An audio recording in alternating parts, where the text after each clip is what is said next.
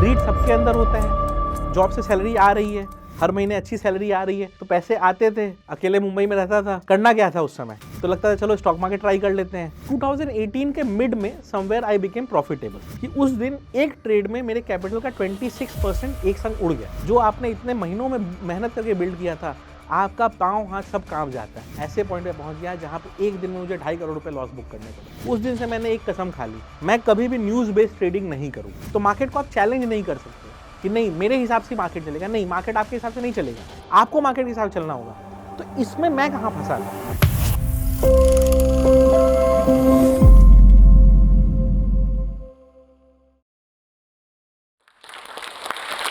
Hello everyone, मेरा नाम मनीष है। आप लोग मुझे learning market with Manish YouTube channel पे देखते होंगे। मेरी जर्नी कोई वैसी बहुत डायनामिक नहीं रही है जहाँ रैग्स टू रिचेस की स्टोरी आपको सुनने को मिलेगी। मेरी जर्नी बहुत प्लेन नॉर्मल एक मिडिल क्लास लोगों की फैमिली की जो जर्नी होती है, जहाँ पे फादर ठीक ठाक कमाते थे, उन्होंने अपने बच्चों को अच्छे से पढ़ाया लिखाया एंड वही बच्चे आगे चल के थोड़ा और अच्छा करने की कोशिश कर रहे हैं। तो वही मेरी स्टोरी है। आज मैं वही अपना आपके संग शेयर करूँगा। प्लस मेरी स्टॉक मार्केट जर्नी के जो 3 सबसे बड़े लेसन्स थे, मैं वो आपके संग कोशिश करूँगा शेयर करने की। और ये 3 लेसन्स ये नहीं होंगे कि मैंने इतने पैसे इस चीज़ से बनाए, ये 3 लेसन्स इस चीज़ के होंगे कि मैंने ये 3 बड़े लॉसेस अगर लाइफ में नहीं किए होते, तो आज मैं जो एक थोड़ा-सा रिस्पेक्टेबल जर्नी पे बैठा हुआ हूँ, वो नहीं बैठा होता। तो मेरा ओरिजिन एक्चुअली देखा जाए तो बिहार से है। मेरे ग्रैंडफ़ादर बिहार से कोलकाता माइग्रेट कर गए थे। वो और उसके बाद मेरे फ़ादर भी वहीं रहे, मैं भी वहीं रहा। तो बेसिकली मेरा तो born and brought up Kolkata का है, लेकिन ओरिजिन हमारा बिहार से रिलेटेड है और इसी कारण मैं हिंदी अच्छी बोल पाता हूँ। और वही रीज़न था कि मैंने अपना यूट्यूब चैनल हिंदी में स्टार्ट किया और जो काफ़ी लोगों को पसंद भी आया। नाउ स्टार्ट होता है कहानी मेरे कॉलेज डेज़ से। स्कूल में जब आप पढ़ाई कर रहे होते हो, तो आपको लाइफ में आपको क्या करना है बहुत ज़्यादा नहीं पता होता है। जो दोस्त कर रहे हैं, आप वही सब करने में लगे रहते हो कि फ्रेंड्स ने कॉमर्स लिया तो मैं ले लेता हूँ, फ्रेंड्स सीए में एडमिशन ले रहे हैं, मैं ले लेता हूँ एडमिशन।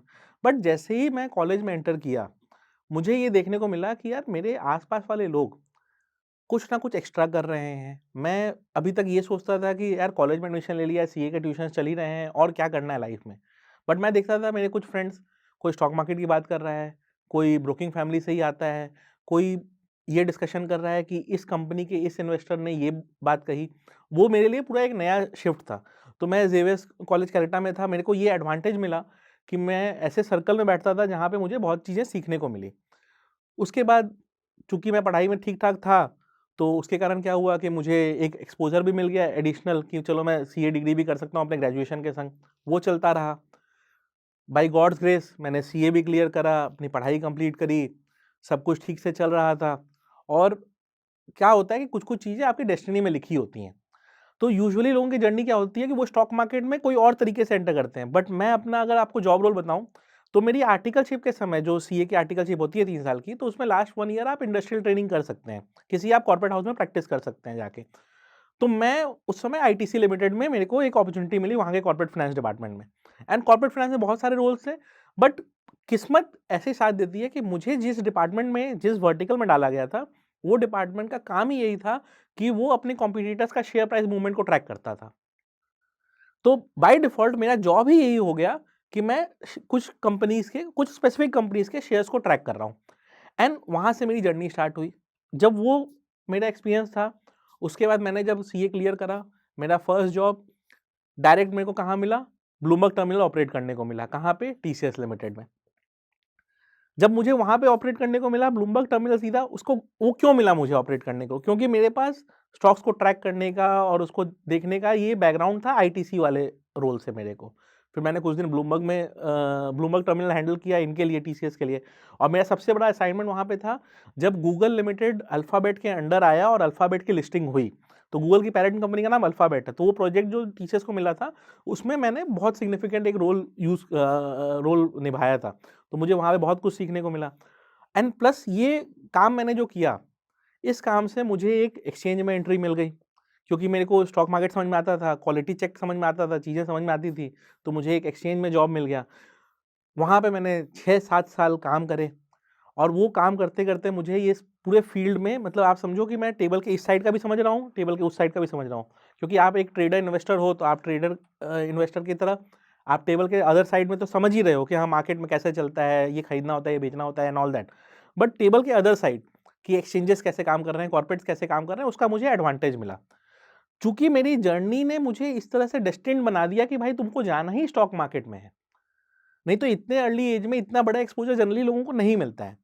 तो मेरे पास ऐसा कोई स्टोरी नहीं है कि मैं बहुत गरीब था और मैं अचानक बहुत पैसा वाला बन गया बिकॉज ऑफ ट्रेडिंग, ऐसा नहीं है। मैंने पढ़ाई भी अच्छे से करी, मैंने सारे मेहनत करे, मुझे बाय गॉड्स ग्रेस एक के बाद एक जॉब मेरे प्रीवियस जॉब को देखते हुए मिल गए, और उसके कारण क्या हुआ कि मुझे एक अच्छा खासा एक्सपोजर मिल गया इस पूरे फील्ड का। जो ऑप्शंस की बात होती है, फ्यूचर्स की बात होती है, वो कैसे काम करते हैं ये मैंने बैकएंड पे समझा है। ब्रोकर्स कैसे ऑपरेट करते हैं, क्या मार्जिनिंग होता है, कैसे पैसे इधर से उधर ट्रांसफर होते हैं, ये सब चीज़ मैंने ऑडिट के समय एक्चुअली ये सब करके देखा है। तो ये मुझे एक्सपोज़र जो मिला, उसके लिए मैं ऑलमाइटी को हमेशा थैंक यू करता हूँ कि ये एक्सपोज़र बाकी लोगों को नहीं मिल पाता है। और उसी कारण जो आपकी जो जर्नी होती है ना स्टॉक मार्केट में स्ट्रगल वाली, वो थोड़ी-सी रिड्यूस हो जाती है। क्यों? क्योंकि आप सीख रहे हो, आपने अच्छा खासा बैकग्राउंड एक्सपीरियंस देखा, आप उसी फील्ड में काम कर रहे थे, आपको उसी चीज़ का नॉलेज मिला, एंड वही चीज़ का नॉलेज मिलते you improved yourself to become something which you can call yourself to be successful. Now usually exchanges employees को ट्रेड करना अलाउड नहीं होता है, इन्वेस्टिंग करना अलाउड नहीं होता है। लेकिन उसमें एक कैच है, अगर आप इक्विटी एक्सचेंज में एम्प्लॉई हो, मान लो आप एनएससी बीएससी में एम्प्लॉई हो, तो आप इक्विटी में या एनएससी बीएससी के कॉन्ट्रैक्ट्स में नहीं ट्रेड कर सकते हो। मैं था एमसीएक्स में, तो मेरे लिए एनएससी बीएससी में ट्रेड करना अलाउड था। तो बाय डिफॉल्ट मुझे जो इंस्ट्रूमेंट्स ट्रेड करने थे वो बन गए निफ्टी, बैंक निफ्टी या स्टॉक्स। नाउ ग्रीड सबके अंदर होता है, जॉब से सैलरी आ रही है, हर महीने अच्छी सैलरी आ रही है, तो पैसे आते थे, अकेले मुंबई में रहता था, करना क्या था उस समय? तो लगता था चलो स्टॉक मार्केट ट्राई कर लेते हैं। तो उस समय हमने ऑप्शंस में एक्सपोज़र लिया, ट्राई करना चालू किया। 2-3 साल का स्ट्रगल, देखिए सब कुछ सीखने के बाद, सारा नॉलेज होने के बाद भी 2014 में मैंने फर्स्ट कॉन्ट्रैक्ट एग्ज़ीक्यूट करा था, ट्रेड के हिसाब से, एफएनओ का। उस समय निफ्टी की मंथली एक्सपायरी होती थी, बैंक निफ्टी चालू भी नहीं हुआ था, वीकली एक्सपायरी का कंसेप्ट भी कोई नहीं जानता था। वो करते-करते चलो धीरे-धीरे आते गया, फिर 2016 में आया वीकली एक्सपायरी। जब वीकली एक्सपायरी आया तब ऑप्शन सेलिंग एक गेम बन गया। क्यों? क्योंकि उस समय ब्रोकर्स क्या करते थे, 20x 30x का लेवरेज दे देते थे। कैरी फॉरवर्ड में 10x का लेवरेज दे देते थे ब्रोकर। तो उस समय क्या होता था कि आप 20,000 रुपए में ऑप्शन सेलिंग कर सकते थे, जो आज 2 लाख रुपए है। तो आज अगर आपको ये कह दिया जाए कि ऑप्शन सेलिंग आप 20,000 में कर सकते हो और ऑप्शन बाइंग 10,000 में कर सकते हो, 99% of you will choose option selling. क्यों चूज़ करोगे आप? क्योंकि आपको भी पता है कि वहाँ पे रिवॉर्ड का चांसेस मच बेटर है। और मेरे पास वो बेनिफिट था, तो जो भी ट्रेडर्स उस समय के पीरियड के हैं, वो जानते होंगे कि उस समय ब्रोकर्स एक्सपोज़र देते थे। कैरी फॉरवर्ड में भी 10x दे देते थे। प्लस उस समय फ्यूचर्स भी आप उसी पैसे से ट्रेड कर सकते थे। ऑप्शंस में तो थीटा डिके और ये सब का डर रहेगा। बट फ्यूचर्स अगर आप ट्रेड करोगे तो ना थीटा डिके है वहाँ पे, ना कोई डायरेक्शनल प्रॉब्लम है, राइट? अगर 100 पॉइंट आपके फेवर में, आपके जजमेंट के फेवर में मार्केट मूव कर गया, तो पूरा 100 पॉइंट आपको कैप्चर मिलता है। ऑप्शंस में तो उसपे भी डायनामिक्स आता है कि डेल्टा के हिसाब से 50 पॉइंट से मिलेगा, थीटा उसमें सब्ट्रैक्ट होगा, तो बहुत कैलकुलेशन लग जाएंगे। बट फ्यूचर्स में तो क्लियर था, और वो भी ब्रोकर्स 10x 20x एक्सपोजर पे देते थे। तो उस समय ट्रेडिंग कंपैरेटिवली आज से ईजी थी। और एक बार आपने ईजी चीज को प्रैक्टिस किया, करते थोड़ा आप इंप्रूव हुए, तो मैं अपनी जर्नी में आपको बताऊं कि रफली प्लस माइनस चल रहा है, बट 2018 के मिड में समवेयर आई बिकेम प्रॉफिटेबल। जो ब्रेक इवन का जर्नी था वो 18 एंड तक कंप्लीट हो गया, कि जो लॉसेस हुए थे वो 18 एंड तक रिकवर हो गए। उसके बाद 19 में मैंने ये डिसाइड किया कि अब बहुत हो गया, अब अपने को इसी फील्ड में रहना है, अपना फुल टाइम इसी को कुछ करना है। तो मैंने यही सोचा। लेकिन ये सोचने के पहले आपको मैं एक चीज जरूर बताऊंगा कि आपको लग रहा होगा कि यार 1 साल प्रॉफिटेबल हुआ, उसी में इसने ये डिसीजन ले लिया। बट आपको ये देखना होगा कि 2012 से मैं यही चीज कर रहा हूं, और वो जर्नी 6-7 साल की थी। वो 6-7 साल की लर्निंग के बाद ये जो रिजल्ट आया, ये आपको देखने को मिल रहा है। एंड उसके बाद जब वहां से जर्नी चालू हुई, तो जर्नी उसके बाद बेटर होते गई।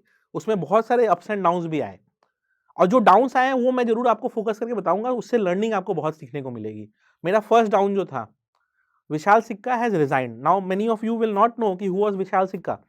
विशाल सिक्का एक समय पे इन्फोसिस के एमडी एंड सीईओ अपॉइंट हुए थे, एंड जब वो अपॉइंट हुए थे तो बहुत कंपनी में बस चल रहा था, बहुत अच्छा कुछ करेंगे and all that. Suddenly one fine day he comes and he says कि I have resigned. And Friday को ये बात थी कि सैटरडे को बोर्ड मीटिंग होने वाली है इन्फोसिस की, उसमें आइदर बोनस अनाउंस होने वाला था या फिर कुछ स्प्लिट और समथिंग अनाउंस होने वाला था। तो उसके लिए पूरे मार्केट में उसके लिए पॉजिटिव सेंटिमेंट बना हुआ था। एंड मंडे मॉर्निंग ये न्यूज आती है कि विशाल सिक्का इज रिजाइन। इन्फोसिस का शेयर वहां से इट फेल डाउन 10%। एक लार्ज कैप स्टॉक, इंडिया का third fourth largest market cap वाला स्टॉक 10% अगर गिर जाए, ये कोई एक्सपेक्ट भी नहीं कर सकता था। और ये हुआ। जैसा मैंने बताया आपको कि मार्केट में एंटिसिपेशन था पॉजिटिव न्यूज का, तो उस न्यूज को ट्रेड करने के लिए मैंने अपना बुलिश बायस रखा था। और उसके बाद मंडे को जब मार्केट ओपन हुआ, आपको संभलने का ही मौका नहीं मिला। तब मेरी जर्नी में ये सबसे बड़ा हॉल्ट आया कि उस दिन एक ट्रेड में मेरे कैपिटल का 26% एक संग उड़ गया। यानी कि मार्केट ओपन हुआ है, वो -26% ऑफ द कैपिटल दिख रहा है। अमाउंट पे मैं नहीं जाऊंगा क्योंकि उस समय कैपिटल छोटा था, बट वो सीधा एक संग 26% कैपिटल जब आपको उड़ता हुआ दिखता है ना, जो आपने इतने महीनों में मेहनत करके बिल्ड किया था, आपका पांव हाथ सब कांप जाता है। तो जब ये सिचुएशन आपके सामने आता है ना, कि जहां पे आपने बहुत मेहनत से बहुत बड़ा अपना अपने हिसाब से देखिए, हर लाइफ के पॉइंट पे आपका जो कैपिटल साइज रहेगा वो आपको उस समय बड़ा ही लगेगा, राइट। अगर किसी ने एक जॉब से स्टार्ट किया है एंड उसने ठीक ठाक कॉर्पस अपना क्रिएट कर लिया है ना, तो उसको वो कैपिटल भी ज़्यादा लगेगा। और आज वो कैपिटल डेली का एसएल एंड टारगेट होता है, राइट। तो उस समय लाइफ के फेज में वही छोटा सा डेंट ना बहुत बड़ा इफेक्ट मेरी लाइफ में क्रिएट किया। उस दिन से मैंने एक कसम खा ली, मैं कभी भी न्यूज बेस्ड ट्रेडिंग नहीं करूंगा कि कल ये होने वाला है, इस एंटिसिपेशन में कुछ करके मैं नहीं जाऊंगा। क्योंकि अगर सबको पता है कि ये पर्टिकुलर चीज होने वाली है, तो मार्केट आपको उसके लिए कभी रिवॉर्ड नहीं करेगा। यानी कि अगर सबको पता है कि कुछ पॉजिटिव अनाउंस होने वाला है, तो आप लिख के ले लीजिए कि जिसको बेनिफिट उठाना है वो पहले बेनिफिट उठा चुका होगा और आपको कुछ नहीं मिलने वाला उसमें। क्यों? क्योंकि बड़े प्लेयर्स ने आपके लिए स्कोप ही नहीं छोड़ा है, और आप एंटर तब करोगे जब वो एग्जिट कर रहे होंगे। तो ये मुझे रियलाइज हो गया कि ये ऐसा प्रॉब्लम है। और बाय गॉड्स ग्रेस ये मुझे बहुत अर्ली में ये रियलाइज हो गया कि हाँ, ऐसा प्रॉब्लम आता है। और यही एक रीजन रहा कि मैंने उसके बाद ये न्यूज के बेसिस पे प्लान करना, प्ले करना ही छोड़ दिया। और फिर अब आज के डेट में अगर कोई बहुत इंपॉर्टेंट न्यूज या कोई बहुत बड़ी न्यूज आने वाली रहती है, तो मैं ये करता हूं कि मैं 10-15 मिनट मार्केट ओपनिंग के बाद तक वेट कर लेता हूं कि ट्रेड्स इसके बाद प्लान करेंगे, कि हो जाए, जितना हवा चल रहा है उतना हवा चला जाए, खत्म हो जाए सारा मूवमेंट, खत्म हो जाए सारा डेटा और जितना इफेक्ट आना था इस पर्टिकुलर न्यूज का, उसके बाद हम अपने प्लान करेंगे कि चलो उसके बाद अपने ट्रेड लेंगे। क्योंकि देखिए, ऐसा नहीं है कि ना मार्केट में 916 ही आपको ट्रेड लेना है, मार्केट तो 315 320 तक भी आप ट्रेड लेते हो तो कोई प्रॉब्लम नहीं है। पॉइंट ये है कि ट्रेड्स सही होने चाहिए। हम इंपल्स में, हम फोमो में ट्रेड लेंगे, वो गलत ही होगा। तो मैंने न्यूज बेसिस पे ट्रेड करना इसके बाद बंद कर दिया। फिर सब चीजें ठीक से चल रही थी, शादी हुई, मैं बाहर थोड़ा सा गया, घूम के वापस आया और आराम से सब लाइफ सही चल रहा था। फिर उसके बाद कोविड अचानक से आया। मैं इटली से वापस आया था, और जिनको याद होगा उस समय का पीरियड, तो उनको याद होगा कि चाइना के बाद सबसे ज़्यादा कोविड कहीं आया था तो वो इटली में आया था। तो जब वो वहाँ पे कोविड का वो न्यूज़ आया, तो हमें यहाँ पे पता चला कि अच्छा, हम जस्ट बिकॉज़ इटली से ट्रैवल करके आए हैं, वी आर ऑल्सो प्रोस्पेक्ट जहाँ पे हो सकता है कि कोविड का कुछ इशू हो। बाय गॉड्स ग्रेस मैं और मेरी वाइफ दोनों, हम लोगों का टेस्टिंग हुआ और हम लोग नेगेटिव ही निकले थे। बट जब वो टेस्टिंग हो रही थी, तो हम मुझे उस समय रियलाइज़ हुआ कि अगर ये इतना सीवियर है कि गवर्नमेंट ये तक डेटा ट्रैक कर रहा है कि कौन-कौन वहाँ से ट्रैवल करके आया है, तो यानी कुछ बड़ा होने वाला है। और उसी समय, जिनको याद होगा, येस बैंक का इशू चल रहा था। डीएचएफएल खत्म होने जा रहा था, येस बैंक का इशू चल रहा था। उसके कारण क्या है, मार्केट्स डेली गिर रहे थे। एंड मार्केट्स इतने फ्री फॉल में गिर रहे थे कि कोई हिसाब नहीं था उसका। उस समय जो भी कैपिटल था, बाय गॉड्स ग्रेस शॉर्ट करके मार्केट में अच्छा खासा पैसा उस समय बन रहा था, और रेगुलर बेसिस पे बन रहा था। हर दूसरे दिन आपको नया शॉर्टिंग का अपॉर्चुनिटी मिल रहा था, आप नए तरीके से मार्केट को शॉर्ट कर पा रहे थे। मैक्सिमम लोगों ने वो जो कोविड का फॉल था ना, जितने इन्फ्लुएंसर्स को आप आज जानते होंगे, सब ने उस कोविड के फॉल में अच्छे पैसे बनाए थे, और सब ने एक अच्छा खासा कॉर्पस और कैपिटल बिल्ड कर लिया था। मेरा भी वही बिल्डअप हो चुका था, और उसके बाद ये लगता था कि आपने जो ट्रेड लिया आप सही ले रहे हो। उसके बाद आया कोविड का लॉकडाउन का फेज, एंड जब ये लॉकडाउन का फेज आया, तो उसके बाद क्या हुआ कि आप लोगों को याद होगा कि जैसे ही लॉकडाउन अनाउंस हुआ है, यानी कि अब जो स्प्रेड ऑफ द वायरस है वो कंट्रोल हो सकता है बिकॉज़ लॉकडाउन अनाउंस हो चुका है। तो वहाँ से क्या हुआ, मार्केट्स रैली करना चालू किए कि ये वायरस अब शायद स्प्रेड और ज़्यादा ना करे। तो मार्केट्स वहाँ से रिकवर करना चालू करे। कोई डेट अगर और ये जो मैं अभी थोड़ी देर पहले मैंने आप लोगों को बताया कि बड़े प्लेयर्स आपको खाने का अपॉर्चुनिटी देंगे ही नहीं मार्केट में। यानी कि जब आपको छुट्टियाँ मिल गई कि अब आप घर पे बैठो, वर्क फ्रॉम होम करो, उस समय मार्केट रिकवर करना चालू कर गया रेदर देन इसलिए कि पूरी दुनिया की इकोनॉमी डाउन हो रही है, लोग घर पे बैठ रहे हैं, प्रोडक्शन हैम्पर हो रहा है, प्रोडक्टिविटी हैम्पर हो रही है, तो मार्केट्स को तो गिरना चाहिए था, लेकिन मार्केट्स वहीं से रिकवर करना चालू किए। कोविड लॉकडाउन का announcement date was the bottom of the market fall. ऐसा क्यों हुआ? क्योंकि उनको ये पता चला अब आएंगे सब लोग, शॉर्ट करेंगे, हम यहीं से लॉन्ग करते हैं, तो बड़े प्लेयर्स वहीं से लॉन्ग करना चालू कर दिए। अपना आराम से सबने अपना पैसा बनाया एंड उसके बाद जो लोग भी एज ए इन्वेस्टर एंटर किए थे, उनको तो लगा कि यार मार्केट से ज़्यादा बेटर रिटर्न कहीं मिल ही नहीं सकता। तो FD is a traditional thing, FD बेकार है एंड ऑल दैट, वो कहानी चालू हो गई उसके बाद से। एंड वही चीज़ चलते रही, चलते रही, चलते रही, आज तक वही चीज़ चल रही है कि एफडी बेकार है और स्टॉक मार्केट में अच्छा रिटर्न मिलता है। क्यों? क्योंकि कोविड के बॉटम से जिन्होंने इन्वेस्टिंग करी है, उन्होंने कैपिटल को without taking much risk 3x 4x कर लिया है। क्यों? क्योंकि स्टॉक्स वहां से 3x 4x इंक्रीज कर गए हैं। तो ये चीजें हुई हैं एक्चुअली में। तो ये कोविड आया, चलो मैंने जैसे बताया शॉर्ट में अच्छे खासे पैसे बने। नाउ अब धीरे धीरे मार्केट रिकवर कर रहे हैं, तो आपको लगेगा हर इंस्ट्रूमेंट रिकवर करेगा, राइट? फिर आता है 20 अप्रैल 2020 का date. Crude oil international market में नेगेटिव में जाके सेटल हुआ।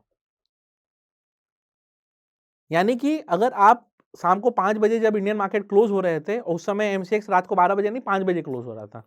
तो अगर आपने 5 बजे के आसपास अपना लॉन्ग पोजीशन क्लोज किया है, से फॉर एग्जांपल एक कॉन्ट्रैक्ट लेने का मान लो 1 लाख रुपए मार्जिन लग रहा था, तो आपने 1 लाख रुपीस मार्जिन लगा के आपने वहां पे अपना ट्रेड को लॉन्ग लेके आप गए हो, क्योंकि नेक्स्ट डे नया कॉन्ट्रैक्ट ओपन होगा। नया कॉन्ट्रैक्ट यूजुअली थोड़ा सा एक्स्ट्रा प्रीमियम में ओपन होता है, तो लोग क्या सोच के रखे थे कि चलो ठीक है लॉन्ग जाते हैं, क्योंकि रात में सेटलमेंट प्राइस हो सकता है थोड़ा सा ऊपर मिलेगा, तो लोग लॉन्ग करके चले गए।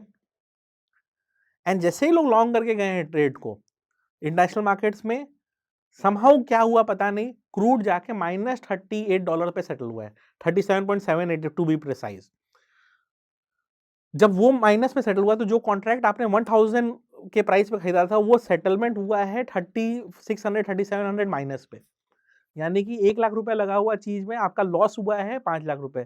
तो वो जो बहुत फेमस डायलॉग है ना कि हमारा इन्वेस्टमेंट तो 35 लाख था और 36 लाख का लॉस कैसे हो गया, तो वो क्रूड के ट्रेडर्स से पूछिएगा जो 20 अप्रैल 2020 को ट्रेड कर रहे थे, क्योंकि उनका इन्वेस्टमेंट था 1 लाख रुपए और लॉस हुए थे 5 लाख रुपए। तो उस दिन के बाद से मैंने ये डिसाइड कर लिया कि अब कैरी फॉरवर्ड नहीं करना है। रात में क्या हो जाएगा किसी को नहीं पता। कमाने का अपने कितना कमाते, 50 पॉइंट 100 पॉइंट, 10% भी बढ़ गया होता तो 100 पॉइंट कमाते, लॉस हुआ है 4000 पॉइंट। तो कैरी फॉरवर्ड मैंने उसके बाद अपना बंद कर दिया। तो पहला लर्निंग लेसन मेरी लाइफ में जो था वो क्या था, वो ये था कि आपको कभी भी मार्केट में न्यूज बेसिस ट्रेडिंग करनी है तो आप लास्ट पर्सन हो जिसको वो न्यूज मिला है। बड़े प्लेयर्स ने उस न्यूज का पहले ही फायदा उठा लिया है। और उसके बाद सेकंड जो था पॉइंट कि अगर आप कैरी फॉरवर्ड करके जाते हो तो आपके हाथ में बहुत सारे अनकंट्रोलेबल इवेंट हैं और आपको पता नहीं है कि उसके बाद क्या होने वाला है। और जब उसके बाद आपको पता चलता है कि कुछ नहीं हो सकता, आपके हाथ में कुछ भी नहीं है, तो आप बस रो सकते हो, रिग्रेट कर सकते हो और कुछ नहीं कर सकते। और रिग्रेट करने के बाद ट्रेडिंग में लॉसेस बढ़ते ही हैं, कम नहीं होते हैं। लर्निंग लीजिए, उससे आगे बढ़िए। ये हुआ मेरा सेकंड बिगेस्ट लेसन जो मैंने लाइफ में सीखा बिकॉज ऑफ माई मिस्टेक। ठीक है, चलिए ये लॉस हो गया, आदमी फिर धीरे धीरे रिकवर कर ही लेता है लॉसेस को, अगर आपको प्रोसेस आपका क्लियर है तो। चलो वो जर्नी चालू हुई, सब चीज़ ठीक चल रहा था, ठीक चल रहा था। फिर कभी कभी क्या होता है ना, इंसान के अंदर एक ईगो सेटल हो जाता है कि मैं ट्रेडिंग कर रहा हूँ तो मैं अच्छा कर रहा हूँ, बाकी लोग अच्छा नहीं कर रहे हैं, मैं तो अच्छा कर रहा हूँ। तो धीरे धीरे हर इंसान के अंदर एक ईगो का बिल्डअप हो जाता है। मेरे अंदर भी थोड़ा वो बिल्डअप हो गया, मुझे लगा कि मैं बहुत अच्छा कर रहा हूँ, तो मैं बहुत बोल्ड प्रेडिक्शंस देने लग गया। मैं ट्विटर पे लिखता था this year will be year of no return, and till November कोई रिटर्न नहीं दिया मार्केट ने, मार्केट फ्लैट रह गया। आप नेचुरली बूस्टिंग करोगे, देखो मैंने 1 साल पहले बोला था, मार्केट ने दिसंबर में रैली करना चालू किया, चलो ठीक है, तो आप ये बोल ही दोगे ना कि यार देखो पूरा साल तो नहीं किया, दिसंबर में थोड़ा सा रैली किया है। फिर आपने ये सोचा कि चलो ठीक है रैली करेगा, कितना रैली कर लेगा, मार्केट वहां से शूट करना चालू किया।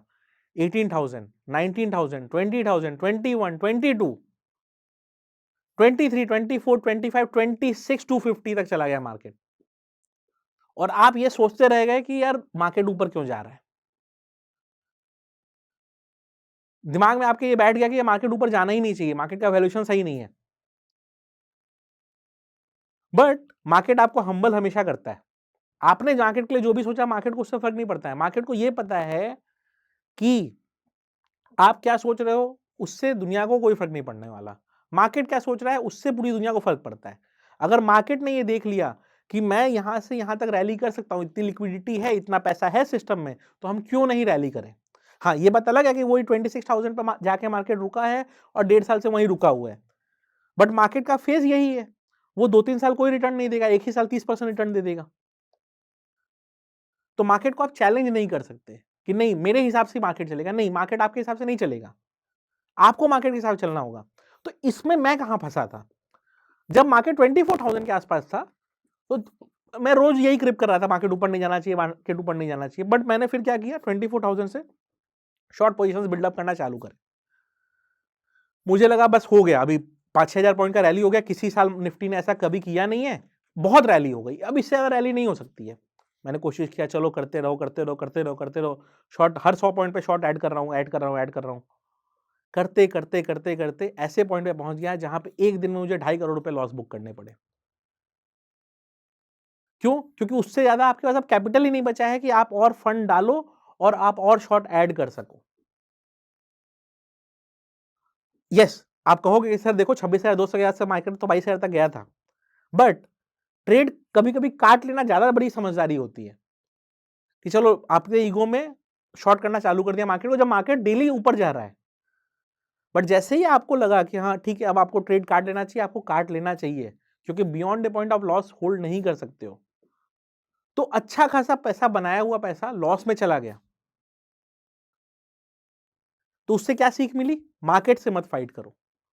चार्ट जो बता रहा है, प्राइस जो बता रहा है, वही अल्टीमेट सत्य है। हम कुछ भी सोच लें कि वैल्यूएशन गलत है, इतना तो प्राइस होना ही नहीं चाहिए स्टॉक का, ऊपर क्यों जा रहा है मार्केट, इकोनॉमी तो ऊपर नहीं जा रही है, एंड ऑल दैट, मार्केट को इस सबसे फर्क ही नहीं पड़ता। तो अगर आप ऐसे काम में हो जहां पे आपको लगता है कि यार मार्केट में, मान लो बिजनेस हम करते हैं और इससे हम लोग 25-30% रिटर्न आ सकता है, तो लोग मार्केट में पैसा नहीं लगाएंगे, उस बिजनेस में पैसा लगाएंगे। मार्केट में वही पैसे आते हैं जिससे लोगों ने मान लिया है कि इससे कोई एडिशनल रिटर्न नहीं आने वाला। तो जब मार्केट में उस तरह का पैसा बहुत ओवरफ्लो होगा, वो कब होगा, जब एक्चुअली में जब इकोनॉमी अच्छा नहीं कर रही होगी, तो मार्केट में ज्यादा पैसे इनफ्लो होंगे। और ये कंसेप्ट समझने के लिए मुझे बहुत टाइम लग गया। मैं मानने को ही रेडी नहीं था कि मार्केट इतना ऊपर जा सकता है। और वो जिद ने, मार्केट ने मुझे ऐसा तोड़ा कि मुझे ये रियलाइज हो गया कि आप कितना भी पैसा बना लो, कितना भी कैपिटल बना लो, किसी भी दिन आपको बड़ा डेंट लग सकता है। आप अपने आप को कितना भी बड़ा ज्ञानी समझो, कितना भी बड़ा नॉलेजेबल समझो, मार्केट हमेशा सुप्रीम रहेगा और आपको हमेशा वो हम्बल करने की कोशिश करता रहेगा। तो अब कोई मुझसे मिलता है, कहता है कि बहुत हम्बल हूं, तो मैं यही कहता हूं कि एक समय पे मेरे पास भी बहुत ईगो था। मैं समझता दुनिया में कोई क्या ही है, सब लोग, मैं ही सबसे अच्छा हूं और मैं तो बहुत बेटर कर रहा हूं, बाकी लोग तो कुछ नहीं कमा रहे हैं, मैं तो बहुत पैसे कमा रहा हूं। बट मार्केट ने इतना हम्बल किया, एक-एक दिन में ऐसे-ऐसे डेंट दिए हैं कि ये समझ में आ गया कि भाई आपसे ऊपर बहुत लोग बैठे हुए हैं और आप कुछ भी नहीं हो, और आप जो भी थोड़ा बहुत अचीव कर पा रहे हो ना, वो किसी की दया से ही कर पा रहे हो, किसी की ब्लेसिंग है उसी से कर पा रहे हो। उसमें आपका कंट्रीब्यूशन बहुत छोटा-सा है, आपका कंट्रीब्यूशन बस आपका डिसिप्लिन है, और वो डिसिप्लिन आपने जहाँ तोड़ा, वहाँ पे गए। तो वही चीज़ हो गई कि उसके बाद फिर मैंने ये जो थॉट प्रोसेस हो गया था, जिद हो गया था कि नहीं मार्केट मेरे हिसाब से ही चलेगा, वो मैंने बंद कर दिया। और ये 3 लर्निंग कि मैं कभी भी न्यूज़ बेसिस ट्रेडिंग नहीं करूँगा, कभी भी कैरी फॉरवर्ड नहीं करूँगा। यस, कैरी फॉरवर्ड होता है, इन्वेस्टिंग वाली चीज़ें कैरी फॉरवर्ड हो रही हैं। गोल्ड, सिल्वर इन्वेस्टिंग में जो खरीदा हुआ है वो कैरी फॉरवर्ड होगा। स्टॉक्स जो कि इन्वेस्टिंग के लिए खरीदे हुए वो कैरी फॉरवर्ड होंगे, वो नहीं। ट्रेडिंग पोजीशंस कैरी फॉरवर्ड नहीं होंगे। जब ये थॉट प्रोसेस क्लियर आ गया दिमाग में, बहुत इंप्रूव हुआ। जब ये थॉट प्रोसेस आ गया कि अब मार्केट से मैं फाइट नहीं करूंगा, मैं भले इंट्राडे फाइट करूं, डे एंड पे क्लोज करके निकल जाऊं, कोई दिक्कत नहीं है, बट 6-6 महीने तक पोजीशंस को होल्ड करते रहूं और लॉस को बढ़ाते रहूं बढ़ाते रहूं बढ़ाते रहूं, इससे कोई फायदा नहीं होने वाला। एट द एंड आपने 6 महीने में अपॉर्चुनिटी भी लूज करी, कैपिटल भी लूज किया, पैसे भी लूज किए।